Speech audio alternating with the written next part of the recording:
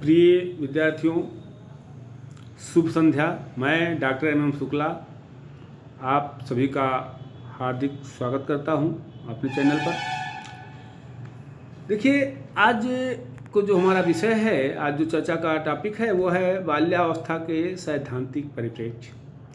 हम लोग यद्यपि इसके पहले बाल्यावस्था के बारे में कुछ चर्चाएं हो चुकी हैं, कुछ वार्तालाप हो चुका है।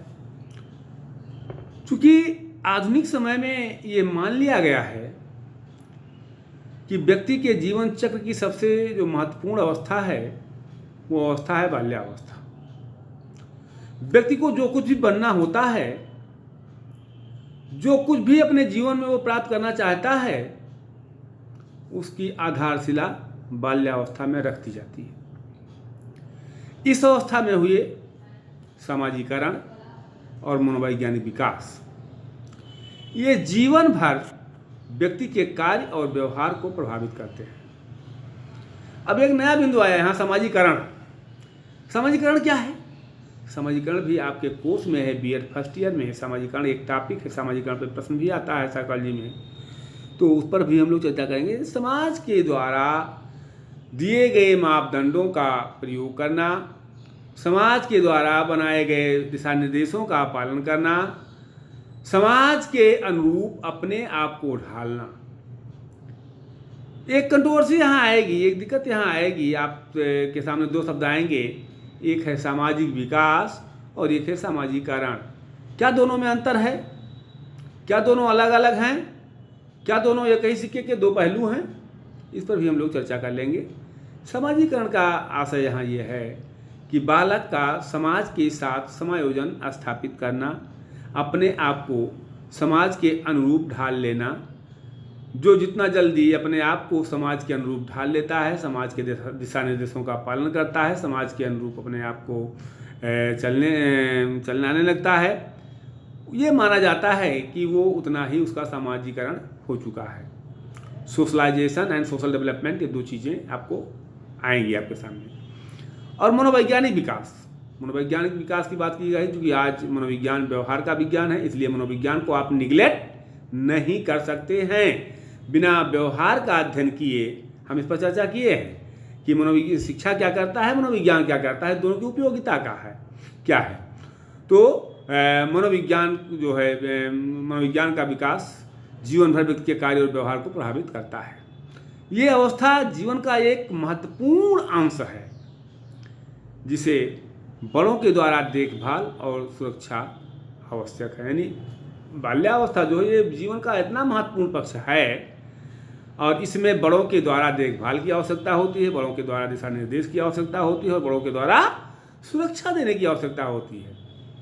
तो ऐसी सिचुएशन में यद्यपि बाल्यावस्था की अवधि संकुचित अर्थ में कुछ है और व्यापक अर्थ में कुछ है। संकुचित अर्थ में 2 से 12 वर्ष तक माना जाता है, किंतु बालक के विकास के परिप्रेक्ष्य में जन्म से 2 वर्ष की अवस्था को भी आप अध्ययन करेंगे, अध्ययन करना पड़ेगा, आपको जानना पड़ेगा कि बालक 2 वर्ष की अवस्था में क्या करता है।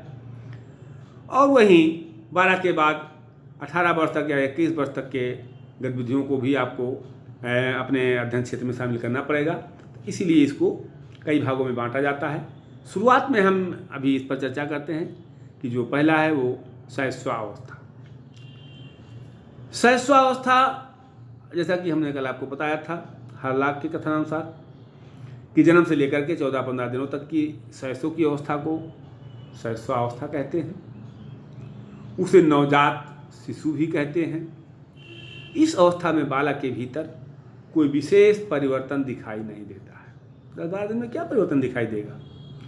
इस अवस्था में बालक जन्म लेने के बाद जिस नए वातावरण में आता है उसमें अपने आप को एक नया माहौल पाता है, वो अपने आप को नए माहौल में पाता है। उसे समझना और उसमें अपने आप को समायोजित करना, ये जो है उसके लिए आवश्यक होता है और यही वो करने का प्रयास करता है 10 दिन में, 12 दिन में, 14 दिन में, 15 दिन में। और समझ इस प्रकार से अगर ये आप देखें तो इस अवस्था में समायोजन एडजस्टमेंट की प्रक्रिया के अतिरिक्त बालक के भीतर किसी विशेष शारीरिक या मानसिक विकास के लक्षण दिखाई नहीं देते हैं। यानी जो हर्लॉक ने आपसे कहा, हर्लॉक का जो क्लासिफिकेशन है कि जन्म से लेकर 14-15 दिनों तक की अवस्था को इन्फेंसी बोलते हैं, शैशवावस्था बोलते हैं, तो उनके अनुसार या उस एज में, उस पीरियड में बालक के अंदर केवल और केवल नवीन वातावरण में समायोजन स्थापित करने के अतिरिक्त अन्य कोई लक्षण, चाहे वो शारीरिक विकास के हो, मानसिक विकास के हो, वो दिखाई नहीं देते हैं। जो उन्होंने दूसरा बांटा है बचपना अवस्था, तीसरे सप्ताह से लेकर 2 वर्ष तक की अवस्था को वो बचपन की अवस्था मानते हैं, बचपना अवस्था है।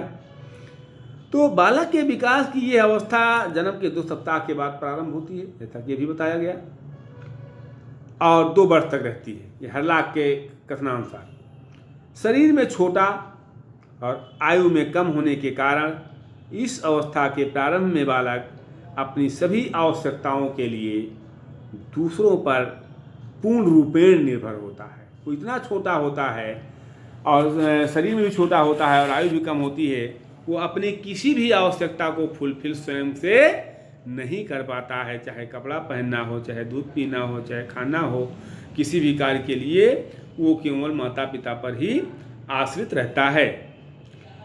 तो इसलिए इसे निर्भरता की भी अवस्था कहते हैं, पर निर्भरता की अवस्था, यानी दूसरे पर निर्भरता की अवस्था कहते हैं।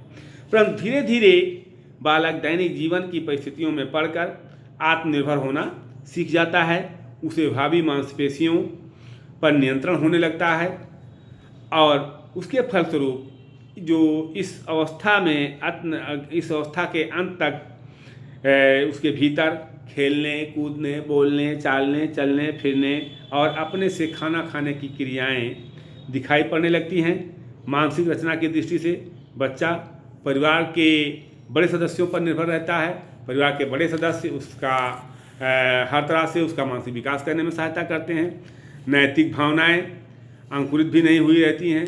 बचपन के इन 2 वर्षों के भीतर ही बच्चों की सभी प्रमुख संवेग, हम संवेगों पर चर्चा करेंगे, प्रसन्नता, हर्ष, क्रोध, भय, घृणा, क्लेश आदि, ये सब उदित हो जाते हैं, प्रस्फुटित हो जाते हैं।